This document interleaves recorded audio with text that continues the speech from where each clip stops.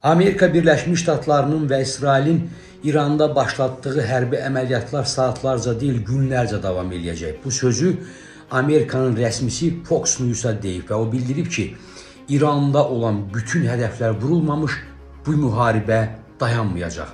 Bu müharibəni dayandırmayacaq.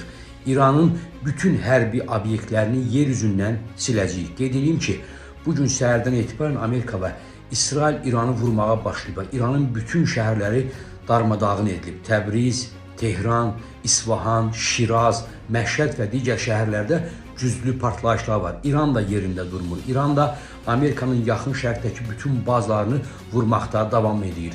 Hal-hazırda Birləşmiş Ərəb Əmirliklərində, Dubayda, Əbu-Dabidə, Qətərdə, Doha şəhərində, Bəhreyndə, Səudiyyə Ərəbistanında, İraqda və Suriyada olan Amerikanın bütün hərbi bazaları İran raketləri tərəfindən vurulur. Üstəlik, İran raketləri gedib İsrailə qədər də çıxıb. Amma İranın özü daha çox zərər görür, çünki onu dörd bir tərəfdən mühasirəyə alıblar və hal-hazırda dənizdən belə, İran körfəzindən belə İranın şəhərlərini raket atəşinə tuturlar.